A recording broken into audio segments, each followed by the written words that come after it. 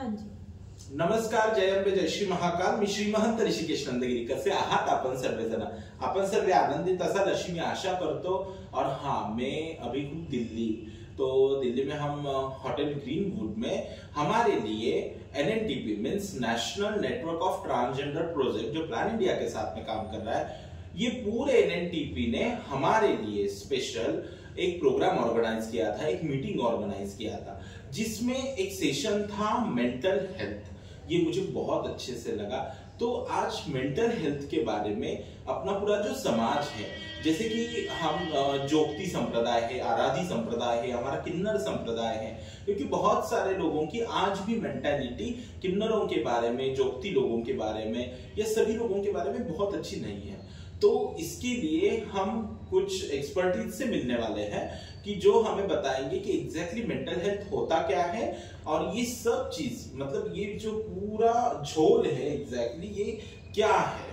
तो कर्मा सेंटर को मैं बहुत सारी शुभकामनाएं दूंगा. मुझे बहुत अच्छा लगा आप लोगों से मिलके कि आज ये कर्मा सेंटर हमारे साथ में है.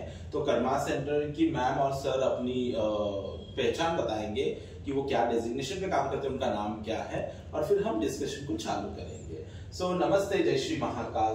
नमस्ते ऋषि जी, थैंक यू, आपने हमारे से बात करने का सोचा आज. मैं हूँ मानवी खुराना, मैं फाउंडर और काउंसलिंग साइकोलॉजिस्ट हूँ कर्मा सेंटर में.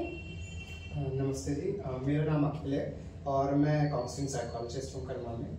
अच्छा, तो सी अभी वर्ड आया साइकोलॉजी, तो मोस्ट ऑफ द मैं एकदम ग्रास रूट का क्वेश्चन आपको पूछता हूँ. तो इसमें मैंने सुना है कि मतलब बचपन से मैं देखता रहा हूँ, मैं महाराष्ट्र से बिलोंग करता हूँ. तो महाराष्ट्र में मैंने देखा है कि अगर कोई किन्नर है, कोई ट्रांसमैन है, कोई अभी ट्रांसमैन की तो बात ही बहुत अलग हो गई, ट्रांस वुमन की भी बात अगर बेसिक हम करते हैं, किन्नर की बात करते हैं, जोगतीस की बात करते हैं, तो लोग बोलते हैं कि ये साइको है, ये पागल है, इसके दिमाग में केमिकल का लोचा बहुत बड़ा हुआ है करके ये है. तो इसके लिए मैडम आप क्या बोलेंगे कि what is the exactly meaning of psychology about किन्नर और ट्रांस और जोगतीज एंड ऑल? आई थिंक कि ये बहुत अनफॉर्चुनेट है जो लोगों ने सोचा है, जो असाइन किया है, जो मेल फीमेल ये सारा हमें बर्थ पे असाइन किया जाता है, ये लोगों ने बनाया है. तो ऑब्वियसली जो असाइन किया होता है वो हम फील नहीं करते हैं कभी कभी, and that's not a disease, that's not a problem, वो दैट इज नेचुरल. तो आई थिंक कि हमारे पुराने टाइम्स में भी इंडिया में बहुत सेलिब्रेटेड थे ट्रांसजेंडर लोग, किन्नर लोग बहुत सेलिब्रेटेड थे. बट जब ये लॉज आए थोड़े रिग्रेसिव वाले, ब्रिटिश वाले, तब हमने इनको साइड पे मार्जिन्स में डालना शुरू किया, इनको क्रिमिनल बना दिया. बट आज हम समझ रहे हैं, psychiatric associations worldwide psychologist बोल रहे हैं that this is not a disorder. ये दुनिया की प्रॉब्लम है अगर वो they can not live with the reality, but it's definitely not a problem. ये डिसऑर्डर नहीं है. And we have to do more to sensitise ourselves as a society, ताकि हम लोगों को जीने दें, उनको जो चॉइसेस हैं they have the right to live, है ना जी.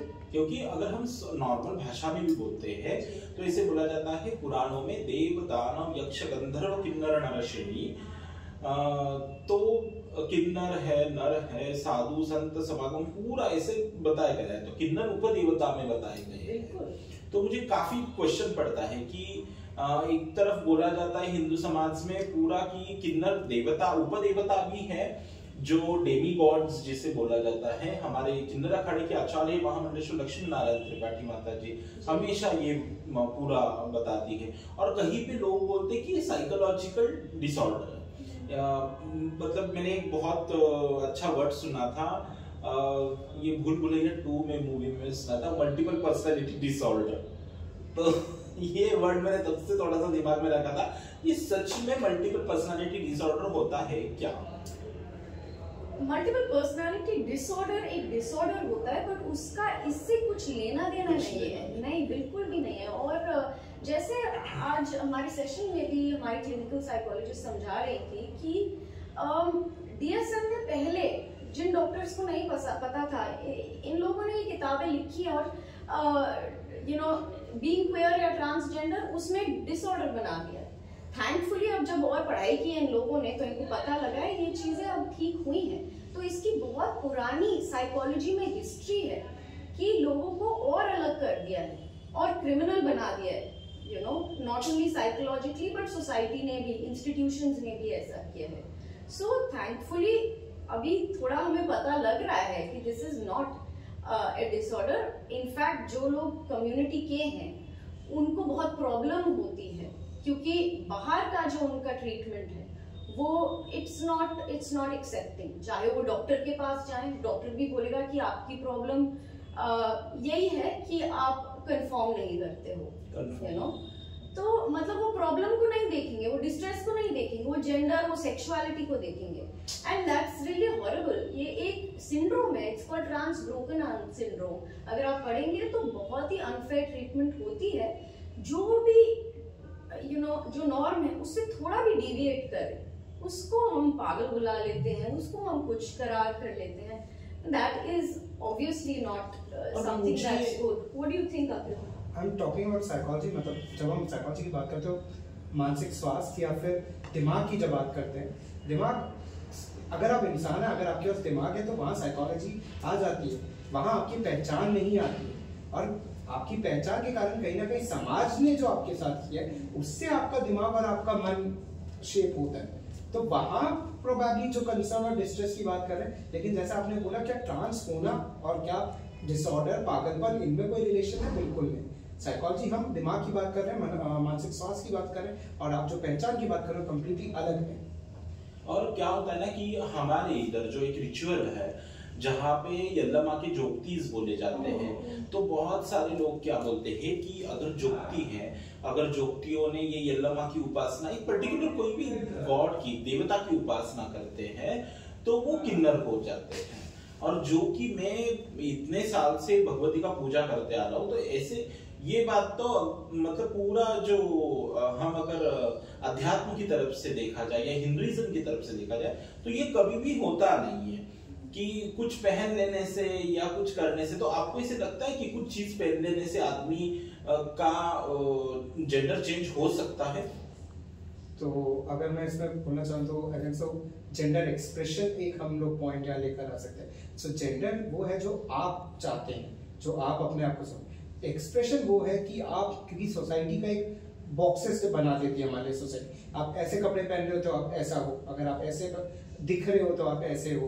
तो कहीं ना कहीं उसके लिए हमारा एक्सप्रेशन आता है। और अगेन यही वाली पॉइंट करूंगा कि जेंडर जो आपको लगता है वही आप जेंडर हो। एक्सप्रेशन सेकेंड लेवल है। एक्सप्रेशन आप अपने हिसाब से डाल सकते हो। आज मुझे ऐसा लग रहा है तो मैं अपना एक्सप्रेशन चेंज कर सकता हूँ, वो मेरा जेंडर नहीं डिक्टेट कर सकता।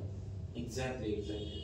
तो यही ना, तो इतना सुंदर कन्वर्सेशन हमारा हो रहा है, तो आप समाज को क्या बताएंगे? एक छोटा सा संदेश आप समाज को क्या देंगे कि अगर सपोज एक बच्चा है, उसके माँ बाप है, वो बच्चे को समझ, देखो क्योंकि मैं ये बोलता हूँ कि हम जो भी सीखते हैं वो बड़ों से सीखते हैं, है ना। जो बड़े हैं, जो बड़े बिहेव करते हैं वही छोटे बिहेव करते हैं।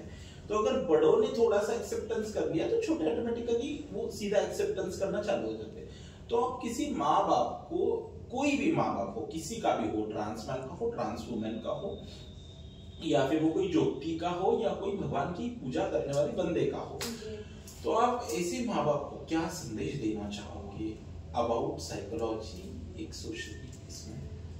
एज अ थेरेपिस्ट मैं उनको यही बताना चाहूंगी कि you know being trans, being queer is a very personal experience. इसको पैथोलॉजाइज ना करें, इसको किसी चीज से कनेक्ट ना करें, किसी डिसऑर्डर से स्पेशली कनेक्ट ना करें। और सो मैं बोलना चाहूंगी कि अगर आपको नहीं पता, इट्स ऑल राइट, बट आप पढ़ने की कोशिश कीजिए, आप समझने की कोशिश कीजिए। अगर आपका बच्चा आपको अपने बारे में बता रहा है, उनसे आप बात करने की कोशिश कीजिए और उनको चेंज करने की कोशिश ना करें। बहुत सारे पेरेंट्स जो आते हैं, जैसे कन्वर्जन थेरेपीज में ले जाते हैं, बच्चों को चेंज करने की कोशिश करते हैं। ये बहुत बुरा इफेक्ट पड़वाता है बच्चों के मेंटल हेल्थ पर। और आपने अभी बोला भी था सेशन में कि एक अच्छा साइकियाट्रिस्ट होना अच्छे से सुनना है, ना कि हमेशा पॉइंट आउट करना है कि आप पानी पियो, आप मेडिटेशन करो या ये। तो मतलब हर एक माँ बाप ने सुनना चाहिए पहले पूरा बच्चा। डेफिनेटली सुनना चाहिए, समझना चाहिए, अगर ना पढ़े हो वो भी ठीक है, पढ़ना चाहिए, कैसे बात करें ये भी सीखना चाहिए। ये नहीं कि मैं बड़ा हूँ आप सीखिए, आप छोटे हैं। तो अगर वो ईगो ना आए तो बच्चा भी ज्यादा सेटिस्फाइड रहे, खुश रहे, उसकी मेंटल हेल्थ ठीक रहे। तो एज अ थेरेपिस्ट तो मैं यही कहना चाहूंगी कि आप किसी की सेक्सुअलिटी, जेंडर चेंज नहीं कर सकते, चाहे आप जो भी करें। अगर पर्सन, और अगर आपको नहीं पता है तो आप उनसे पूछें, आप अज्यूम ना करें। तो एज अ साइकोलॉजिस्ट तो मैं यही कहना चाहूंगी।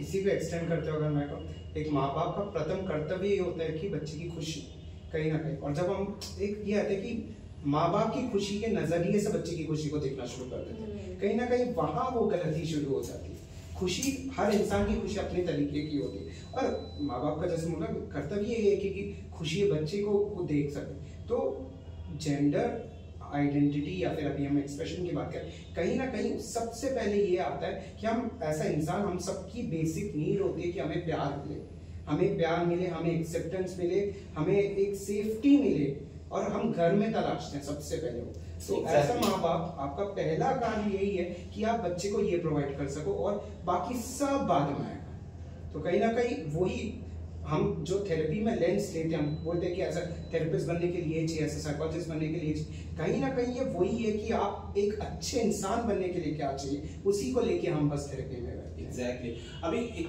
आपका कर्मा सेंटर जो है वो मेरा एक फोटोग्राफ लेके मुझे बहुत अच्छे से उदाहरण भी बता सकता है, क्योंकि आज जो आपने बोला ये बहुत बड़ी बात है कि हर एक बच्चा घर में ही प्यार ढूंढता है, बाद में वो बाहर ढूंढता है।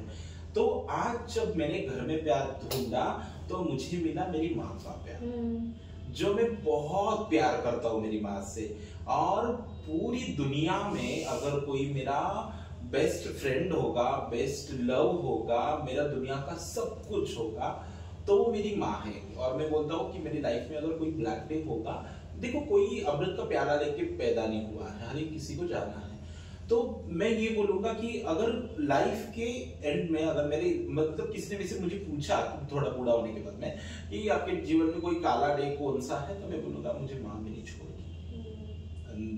ये बहुत बूढ़ेपन में होना चाहिए ये सिचुएशन, ये तो अभी कोई नहीं चाहेगा। लेकिन हाँ, मेरी माँ जब मेरे पीछे है ना, तो मैं एक एज अ महात्मा करके, एक एज अ श्री महंत करके मैं सब तरफ सर्वाइव कर सकता हूँ। मेरी माँ का मुझे कुछ रोक टोक नहीं है। मैं पुरुष में जाऊं, मैं स्त्री में जाऊं, मैं ट्रांस में जाऊं, मैं कहीं पे भी जाऊं, मैं स्मशान में जाऊं या मैं होटल्स में जाऊं, मेरी माँ सब मुझे एक्सेप्टेंस करती है। इसीलिए मुझे फर्क नहीं पड़ता बाकी के लोग क्या बोलते, मेरा समाज क्या बोलता है, मेरे चाचा ताऊ मामा ये लोग क्या बोलते, ये मुझे फर्क नहीं पड़ता, क्योंकि मेरी माँ ने मुझे एक्सेप्ट किया है। और ये बहुत कम एग्जांपल्स दुनिया में है। नहीं तो जैसे उन्होंने नीचे भी बताया कि बहुत सारी ट्रांस कम्युनिटी जो घर में प्यार नहीं मिलता है, मैंने मेरी आंखों से देखा है, बहुत बुरा सिचुएशन होता है, किसी के प्यार में पीछे पड़ जाते हैं। और at the end of the day मैं एक किस्सा आपको बताऊंगा, महाराष्ट्र का किस्सा है, मैं प्लेस का नाम नहीं बताऊंगा लेकिन मैं किस्सा बताऊंगा। वो बंदा थी, वो 23 से 30 के बीच में उसका आइडेंटिफिकेशन था, और सडनली उसका मतलब उसका जो बॉयफ्रेंड था उसके ऊपर वो बहुत प्यार करती थी। तो वो बॉयफ्रेंड से जाके बोली कि चल यार उठ, जाना है करके जाना है करके जाना है। कितना सिंपल सिचुएशन था। वो बॉयफ्रेंड बोला मैं नहीं आने वाला, मैं नहीं आने वाला। तो अब ये कहाँ थे, ऐसे नहीं कि घर में थे, ये कहीं तो भी आउटडोर स्टेशन में थे जहाँ पे ये घूमने के लिए, दर्शन के लिए गए थे। और सडनली वो बंदे ने बोला, वो क्या बोली ऐसे ही गुस्से में, तू नहीं आया ना तो मैं मर जाऊंगी करके ऐसे बोला। इसको क्या लगा, चल ये कौन सी मरने वाली है, हाँ चल जा मर जा करके इसे इसने बोला। तो ऐसे बोलने के बाद सडनली वो जो पोती थी या वो जो ट्रांस थी, वो ट्रांस दूसरे रूम में जाके उसने सुसाइड कर लिया। दैट इज वेरी डेंजरस कि सुसाइड कर लिया और उसके हाथ में क्या आया, उसका ब्रेक। तो कितना डेंजरस सिचुएशन में हमारी जो यूथ ट्रांस है ये डायरेक्टली सुसाइड कर लेते हैं। बहुत कम हमारे जैसे ब्लेस्ड और बहुत सुपीरियर, मतलब मैं भगवान को बहुत थैंक्स देता हूँ कि उन्होंने मुझे पैदा किया, इतने सुंदर तरीके से रखा। तो मेरे जैसे बहुत कम होते हैं, फ्यू एग्जाम्पल्स है ये, लेकिन बहुत सारे एग्जाम्पल्स तो ऐसे हैं। बट ऋषि जी, जो आपने हाईलाइट किया वो बहुत ही जरूरी बात है, एंड जो आपने अपनी माँ के बारे में बोला वो बहुत ही सुंदर बात भी है। बट जैसे कम्युनिटी सपोर्ट कितनी जरूरी होती है और पेरेंटल सपोर्ट कितनी जरूरी होती है, आई थिंक वो हाईलाइट करना एज थेरेपिस्ट इज इम्पोर्टेंट कि पेरेंट्स भी मतलब एक्सेप्ट कर सकते हैं। नॉट ओनली एक्सेप्ट, वो तो एक स्टेप है, शायद सेलिब्रेट भी करें। और ऐसे पेरेंट्स आए हुए हैं हमारे पास जो पहले they don't understand their child, ये क्या हो रहा है, बट बाद में जब वो दे सेटल विद इट, और वो अपनी, जैसे अखिल ने बोला, अपने बच्चे की खुशी से थोड़ा खुश, मतलब सॉरी टू इंटरव्यू मैम, कि मैंने एक बहुत बड़ा एग्जांपल दूंगा, ये मेरा था, क्योंकि आदमी ने सबसे पहले खुद से चालू करना चाहिए, बाकी लोगों की तरफ जाना चाहिए। मैं जो हमारे NNTP national network of transgender project की जो फाउंडर प्रेसिडेंट है आचार्य महामंडलेश्वर लक्ष्मी नारायण त्रिपाठी जी, मैं इनका एक उदाहरण दूंगा।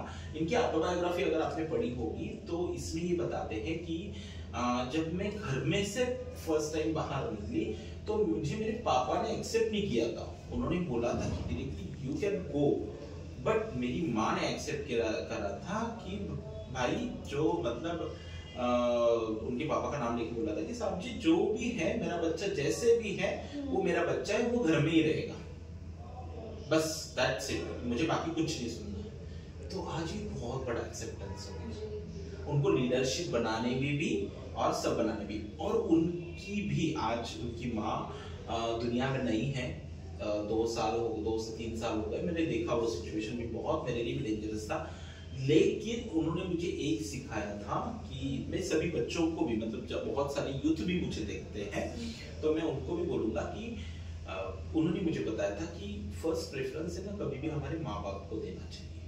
मतलब वो कहीं पे भी मतलब बहुत बड़े बड़े MLA MP वगैरह इनके साथ में भी बैठे रहते थे ना, और अगर कहीं माँ का फोन आ जाए वो इमीडिएटली उठा के स्वाइप करके हाँ आप प्रणाम नमस्ते करके मैं ऐसे है अच्छे सब, मैं मीटिंग खत्म होकर कॉल करते, इतना तो भी बोलने के। नहीं तो बहुत सारे यूथ क्या करते हैं, फोन कट कर देते हैं। इसकी वजह से क्या होता है ना, बच्चों की भी गलती है कि माँ बाप को समझ नहीं लेते, और फिर क्या होता है माँ बाप बच्चों को नहीं समझ। ये साइकोलॉजी का मतलब, और बहुत सारे लोग वीडियो के जरिए देख रहे होंगे, तो आप बताइए कि लोगों को अगर आपके तक रीच करना होगा तो कैसे रीच करें? तो अगर आपको हमारा वेबसाइट आप देख सकते हैं karmacare.in, आप लिंक्डइन पे हमारा पेज फॉलो कर सकते हैं अगर आप वहाँ पे हैं। आप इंस्टाग्राम पे भी karma_care पे अगर जाएं तो आप हमारी सोशल मीडिया की एफर्ट्स वहाँ पे देख सकते हैं। हमारा सेंटर दिल्ली में है, बट हम क्लाउड में हैं, हम आसमान में हैं, तो हमारे साथ आप सेशन ऑनलाइन वगैरह कंसल्टेशन भी हो सकती है। साइकोलॉजिस्ट हैं हमारे पास और साइकाइट्रिस्ट भी हैं, तो हम लोग एजुकेशन भी देते हैं सब्जेक्ट पर, क्योंकि it's important that budding psychologist या जो भी हमारी ऑर्गेनाइजेशन का पार्ट है वो लेंस लेके आए और आगे जाए। और इसकी सभी की मतलब मैडम जो मुझे बताया वो मैं हमारे डिस्क्रिप्शन में इसका पूरा डिटेल दूंगा ही आपको। तो बहुत अच्छा लगा मुझे आप लोगों से बात करके, है ना। अगर ईश्वर ने चाहा तो एक बहुत अच्छा सा टॉपिक लेके हम आगे भी जाके सेशन करेंगे, या फिर हम YouTube पे लाइव आएंगे, इंटरेक्शन करेंगे लोगों तक, बहुत अच्छे एग्जांपल्स हम पहुंचाएंगे, क्योंकि YouTube एक ऐसा जरिया है जो बहुत लोगों तक इजीली चला जाता है। और क्या होता है कि आप यहाँ पे काम करें तो दिल्ली उत्तर प्रदेश वगैरह देख रहा है, लेकिन आज हमें पूरा महाराष्ट्र देख रहा है जी। और आपकी वजह से मुझे दिल्ली भी देखेगा और पूरा उत्तर प्रदेश भी मुझे देखेगा, है ना। तो बहुत अच्छा लगा आप लोगों से बात करके। आणि हो, आजची व्हिडिओ तुम्हाला कशी वाटली हे मला सांगायला नक्की विसरू नका। आजची व्हिडिओ तुम्हाला आवडली असल्यास नक्की चॅनलला लाईक, शेअर, कमेंट आणि सबस्क्राइब करा, जेणेकरून आपण परत एकदा एका अशाच नवीन व्हिडिओला घेऊन भेटूया। तोपर्यंत मी आपली रजा घेतो। नमस्ते, जय अंबे, जय श्री महाकाल।